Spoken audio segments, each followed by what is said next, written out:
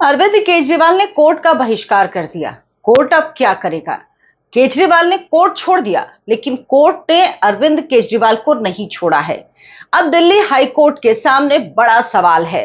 क्या सुनवाई अरविंद केजरीवाल के बिना होगी, बिना उनके वकीलों के होगी? क्या सख्त आदेश आएंगे और अरविंद केजरीवाल को उनका पालन करना होगा? ये पूरा मामला जो अरविंद केजरीवाल को राजनीति का मास्टर स्ट्रोक लग रहा है, या वो इसको साबित करना चाहते हैं कि राजनीति का मास्टर स्ट्रोक है, दरअसल ये अरविंद केजरीवाल को भगोड़ा साबित कर रहा है। अरविंद केजरीवाल के मन का डर दिखा रहा है। बता रहा है कि अरविंद केजरीवाल भले ही राउज एवेन्यू कोर्ट से आरोप मुक्त हो गए हों, मामला खत्म कर दिया हो शराब घोटाले का राउज एवेन्यू कोर्ट ने, लेकिन अरविंद केजरीवाल भी जानते हैं कि विनोद गड़बड़ तो है और जेल जाना तय है। इसीलिए घबराकर वो सारे पैंतरे अपना रहे हैं, सत्याग्रह कर रहे हैं। अगर गांधी जी होते तो वाकई जो कुछ लोग कह रहे हैं कि लठ लेके उनके पीछे दौड़ रहे होते। शराब सत्याग्रह, घोटालेबाज सत्याग्रह कर रहा है। गांधी जी ने सत्य के लिए आग्रह किया था, उसे सत्याग्रह कहा गया था, लेकिन एक आरोपी, एक भ्रष्टाचार के मामले में आरोपी बना व्यक्ति, राजनीतिक पूर्व मुख्यमंत्री अगर सत्याग्रह करे तो इससे शर्मनाक क्या होगा। लेकिन ये पूरा मामला क्या है और अब कोर्ट क्या कुछ कर सकता है, ये सब कुछ विस्तार से आपको इस वीडियो में बताऊंगी। नमस्कार, बहुत बहुत स्वागत है आपका। आप देखना शुरू कर चुके हैं आयन भारत, आपके साथ मैं हूं डॉक्टर अर्चना सिंह। भारत की राजनीति में पहली बार कोई इतना बड़ा नेता अदालत को चुनौती दे रहा है, और यह काम सिर्फ और सिर्फ सर जी कर सकते हैं। क्यों?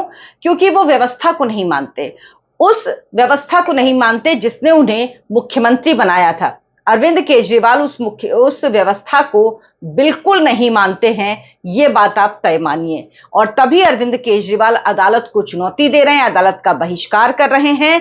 यानी संदेश साफ है कि मैं प्रक्रिया का हिस्सा नहीं बनूंगा। कोर्ट की कार्यवाही में शामिल ना होने का फैसला अरविंद केजरीवाल ने किया है। लेकिन क्या कोई नेता कोर्ट का बहिष्कार या कोई व्यक्ति कोर्ट का बहिष्कार कर सकता है? क्या कोर्ट अब सख्त कदम उठाएगा? अरविंद केजरीवाल का सिंपैथी कार्ड आखिर काम करेगा या नहीं? कानून से टकराकर अरविंद केजरीवाल की अपने राजनीतिक जीवन की सबसे बड़ी भूल कर रहे हैं। दिल्ली हाई कोर्ट में शराब नीति मामले से सुनवाई चलने वाली थी, शुरू होने वाली थी, लेकिन अरविंद केजरीवाल ने, आपको पता होगा, कहा कि जज को हट जाना चाहिए, जस्टिस स्वर्णकांता शर्मा को, उनको खुद को रिक्यूज कर लेना चाहिए, क्योंकि उन्होंने कहा वो जो आरएसएस से जुड़ी संस्था है इसकी बार की, उसमें वो गई थी, जिसमें सब जज, सारे जज जाते हैं, वो चाहे आरएसएस से जुड़ी हो, चाहे वो कांग्रेस से जुड़ी हो, लेफ्ट से जुड़ी, क्योंकि वहां पे कानूनी मसलों पर डिस्कशन होता है। दूसरी बात उन्होंने कही कि उनके जो बच्चे हैं वो सरकारी पैनल में हैं, तो उनको काम अटॉर्नी जनरल देते हैं, जो यहां पर अरविंद केजरीवाल के खिलाफ मामले में खड़े होंगे सरकार की तरफ से। तो अब सिस्टम बनाम राजनीति का बहस जो अरविंद केजरीवाल पहले भी चलाते रहे, उसको वो और तेज करना चाहते हैं। दिल्ली हाई कोर्ट में सुनवाई चल रही है। अरविंद केजरीवाल ने कहा कि उन्हें न्याय की उम्मीद नहीं दिख रही है, इसीलिए वो आगे की कार्रवाई में हिस्सा नहीं लेंगे। ये सिर्फ एक बयान नहीं, अदालत को संदेश है, जनता को भी संदेश है। लेकिन सबसे बड़ा सवाल, क्या कोर्ट में ऐसा चलता है? क्या जो नैरेटिव जो अरविंद केजरीवाल नौटंकी करते हैं, क्या वो अदालत में चलती है? राजनीति में हैं आप संसद छोड़ सकते हैं, आपको कोई डिस्कशन चल रहा है, आपको संसद विधानसभा में जो बात है, सरकार का पक्ष नहीं पसंद है, आप छोड़ सकते हैं।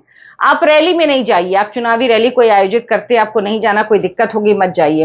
टीवी डिबेट से तो अक्सर नेता भाग जाते हैं, लेकिन कोर्ट से आप भाग जाएंगे और आप कहेंगे कि कोर्ट ने, और अरविंद केजरीवाल क्या कह रहे हैं कि न्याय व्यवस्था पर मुझे भरोसा है, उसी न्याय व्यवस्था ने मुझे आरोप मुक्त किया है। यानी जब आरोप मुक्त करे तो न्याय व्यवस्था ठीक है, जब नहीं करे तो न्याय व्यवस्था गलत है। दरअसल अरविंद केजरीवाल वकील तो बन ही चुके हैं, आपने देखा होगा, खुद अपने मामले की जिरह करने पहुंचे थे। अरविंद केजरीवाल दरअसल चाहते हैं कि अब उन्हें जज भी बना दिया जाए, उन्हें जज की कुर्सी में बिठा दिया जाए और उनसे कहा जाए कि जैसे आप वकील बन के जिरह कर रहे थे, आप फैसला भी अपने आप ही लिख लीजिए। अरविंद केजरीवाल सिर्फ अब ये चाहते हैं। लेकिन अरविंद केजरीवाल आए ना आए, कोर्ट में यह मामला चलता रहेगा। हाईकोर्ट के पास अब 3 विकल्प हैं। पहला, केजरीवाल के बिना भी सुनवाई की जा सकती है।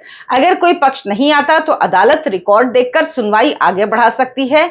मतलब यह कि अरविंद केजरीवाल को अगर लग रहा है कि ये सुनवाई रुक जाएगी तो सुनवाई नहीं रुकेगी, सुनवाई चलती रहेगी, क्योंकि वैसे भी ये लोअर कोर्ट नहीं, हाई कोर्ट में ये सुनवाई चल रही है अब इस मामले की, तो ये चलती रहेगी।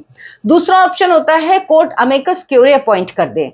अमिकस क्यूरी जो सुनने में आपको थोड़ा कठिन लगेगा, लेकिन काम इनका बड़ा आसान है। ये एक्चुअली वकील ही होते हैं, ये लीगल प्रोसेस से ही जुड़े होते हैं।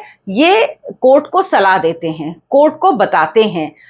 जो पक्ष अगर अनुपस्थित है, अगर उसके मामले में अमिकस क्यूरी को अदालत अपॉइंट करती है, तो वो जो पक्ष अनुपस्थित है उसके कानूनी बातें रख सकते हैं। यानी खिलाड़ी मैदान में हो ना हो, खेल तो चलेगा, शो मस्ट गो ऑन। तीसरा विकल्प है अदालत सख्त कार्रवाई कर सकती है। अदालत अरविंद केजरीवाल को कोर्ट में पेश होने के लिए समन जारी कर सकती है, जो सामान्य प्रक्रिया है। कभी भी पूरे मामले के दौरान अगर अदालत को लगता है किसी भी व्यक्ति को कोर्ट में आना चाहिए तो वो समन कर सकती है। दूसरा, बेलेबल वारंट जारी कर सकती है कि अरविंद केजरीवाल कोर्ट में पेश हो। और तीसरा, नॉन बेलेबल वारंट जारी कर सकती है। इसमें अगर मुझे ठीक ठीक याद है तो 3 साल की सजा है, इसमें 3 साल की सजा भी हो सकती है इसमें, कोर्ट का आदेश ना मानने पर, तो यह भी हो सकता है। लेकिन हाईकोर्ट का जो भी फैसला आए, अरविंद केजरीवाल के पास या दूसरे पक्ष के पास सुप्रीम कोर्ट जाने का विकल्प बना हुआ है। अरविंद केजरीवाल के साथ साथ मनीष सिसोदिया ने भी कहा है कि वो हाई कोर्ट नहीं जाएंगे, उनको न्याय मिलने की उम्मीद नहीं है। इन लोगों को लग रहा है ना कि जो न्याय व्यवस्था है, lower court, high court, supreme court, ये खत्म कर दी जाए। हमको क्योंकि लोअर कोर्ट ने आरोप मुक्त कर दिया है, कहा है कि केस में दम नहीं, केस खत्म कर दिया है, सब कुछ है, तो इसी को फाइनल मान लिया जाए, जबकि ऐसा नहीं है।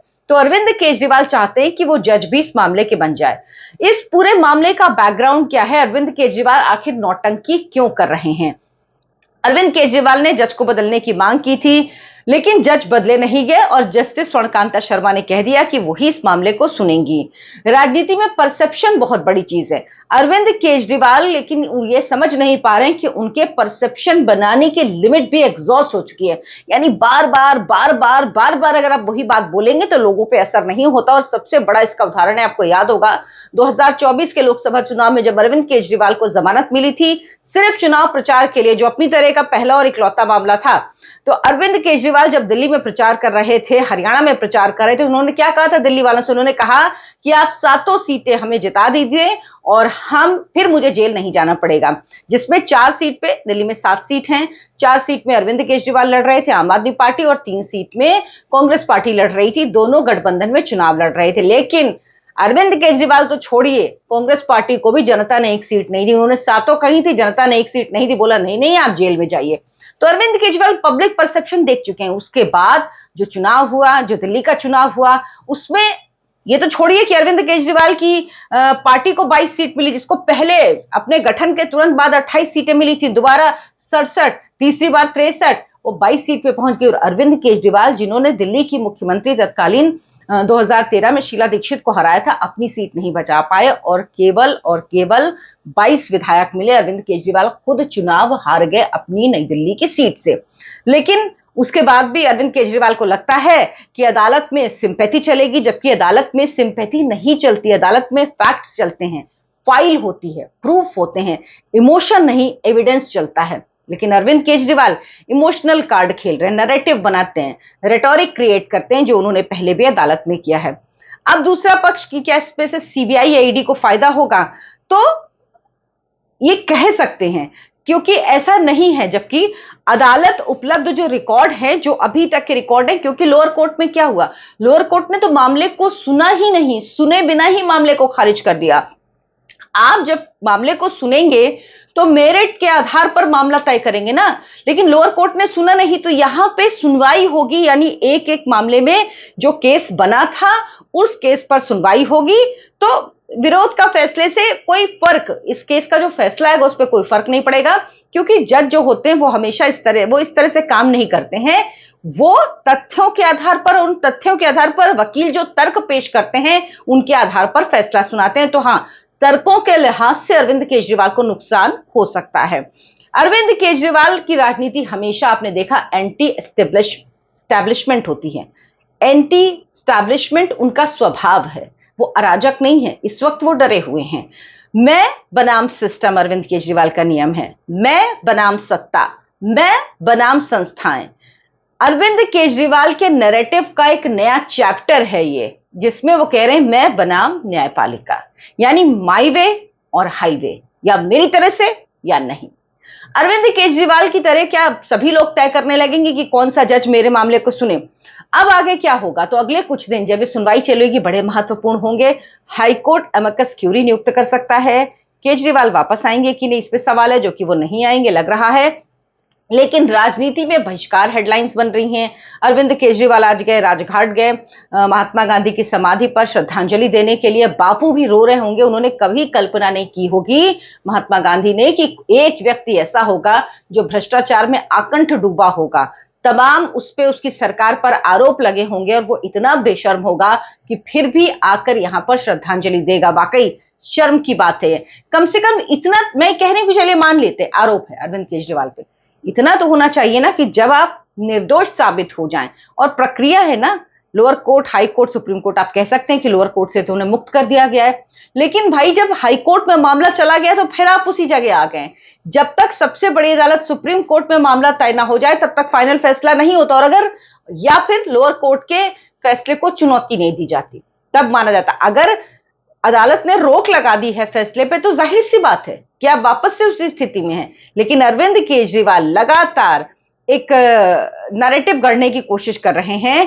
अरविंद केजरीवाल ये बताने की कोशिश कर रहे हैं कि वो गांधीवादी सत्याग्रह कर रहे हैं और उनके संग अत्याचार हो रहा है, बल्कि सच ये है कि अरविंद केजरीवाल जो हैं वो जो कर रहे हैं वो बहुत गलत, एक गलत नजीर वो सेट कर रहे हैं।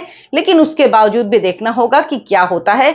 अदालत में केजरीवाल के बहिष्कार का क्या असर होगा? क्या अदालत इस पर कोई कड़ा कदम उठाएगी? अरविंद केजरीवाल की अनुपस्थिति में इस मामले की सुनवाई होगी, क्योंकि जो भी फैसला आएगा दोनों में से जो कोई भी पक्ष जिसके खिलाफ आएगा वो सुप्रीम कोर्ट जाएगा ही जाएगा। और क्या अरविंद केजरीवाल अब इस चुनौती का कानूनी रूप से जवाब देंगे?